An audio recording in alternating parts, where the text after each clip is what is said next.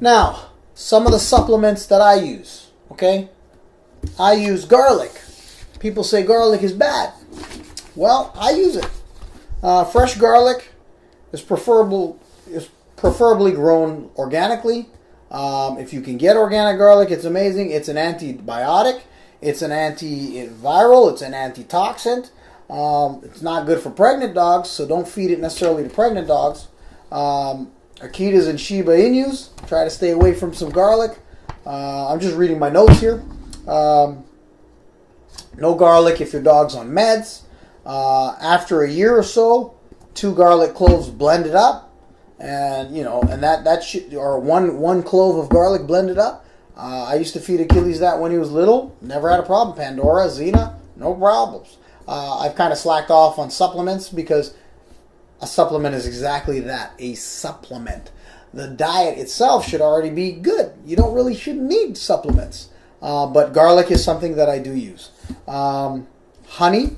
Now, local honey is also good. It's a carbohydrate, but it is good. It's naturally found. Like I said to you guys, a lot of these things are naturally found. This is common sense. So if it's naturally found, to me, bears eat it. A dog can get a hold of it, right? A wolf can get a hold of it. Now, if your dog has allergies to seasonal allergies, if you live in an area where you can get natural bee pollen, it's something very good to use on your food. You toss it on your food like a tablespoon or so, but you want to start with 1 or 2 of these little pinches of grains for the bee pollen. And what you want to do is that animal will start adapting to the bee pollen and hopefully help their allergies out locally if you get it locally. Bee pollen, I barely use it. I never have any problems, but it is something that you can use. It's good to use before allergy season. If your dog does have allergy season, you could try bee pollen. Like I said, grain or 2, add up till you get to about 2 teaspoons of bee pollen. Let's go through the list here. Sea kelp. Sea kelp is really good for thyroid function and general immunity. I don't have a sea kelp here, but I usually use like a small teaspoon of sea kelp. I don't know if it does anything. I haven't used it in a long time, but there's a lot of people that say it's good, and I haven't had any problems. Like I said, I don't use a lot of supplements. Apple cider vinegar.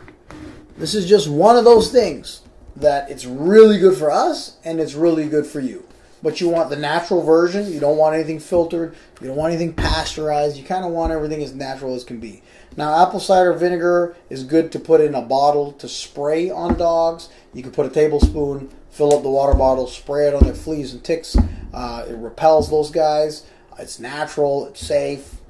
For me, it's all around good. It helps with arthritis, digestion, the coat, urinary tract. It's like a tonic.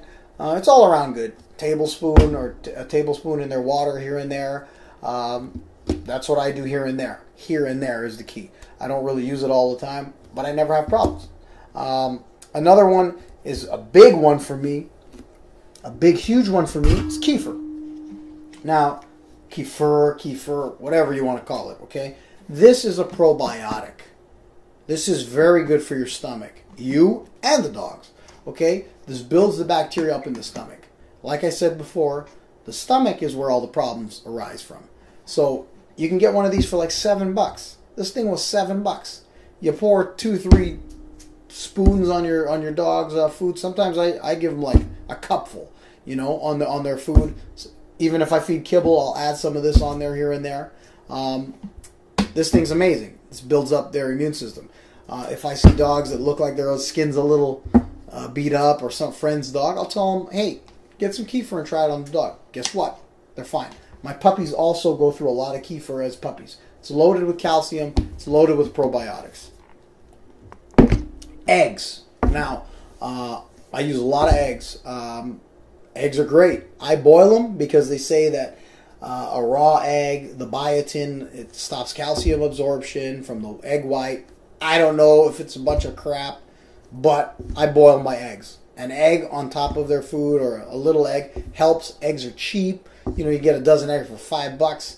I mean, it's cheap, right? One egg. You boil them up. I do use raw too on my dogs. I just crack an egg.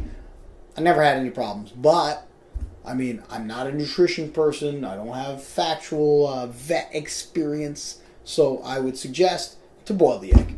What else we got here? So let's talk about fish oil. Fish oil is something that's good to give your dogs, okay?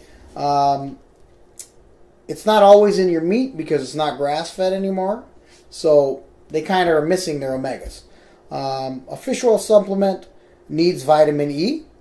I would say 100 IUs for a small dog, 800 IUs for a big dog. Grain-fed diets deplete your dog's natural vitamin E.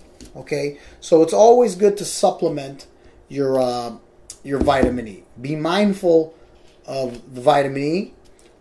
I do blood tests on my dogs, so I never have a problem. I don't even check for vitamin E, but if you're going to feed a lot of fish oil or something like that, or a lot of grain, adding a little bit of vitamin E doesn't hurt. Now you can find that in kidney and liver. Coconut oil, another supplement. Okay, coconut oil, good for you, good for me, good for my dogs. It's been known to kill bad breath. It's good for dry skin, especially in the winter. It helps with IBS, if your dog got IBS, colitis. It's known to help colitis and IBS. Assist in thyroid function, great for digestion. Quarter teaspoon for small dogs to 1 teaspoon for big dogs. Take your time, feed it slowly, like anything in this diet or anything you're going to feed. When you do feed a diet, make sure you add it progressively. You don't just go ham, because if your dog's belly is not like an iron pot like ours, don't do it. Because if you got diarrhea, I don't want you to leave a comment on my YouTube, okay, about your dog's got diarrhea, he crapped all over the place, I hate you, bulletproof guy, you're stupid. I don't want to hear it. Take your time. Use common sense. You know, anytime you get onto a new protein, anytime you take a piece of mackerel, anytime you're going to feed a mackerel, make sure you feed in small doses so the dog builds his enzymes in his stomach, builds up to eating these things. But we want to give a very diverse diet, right? We don't want to just have one protein.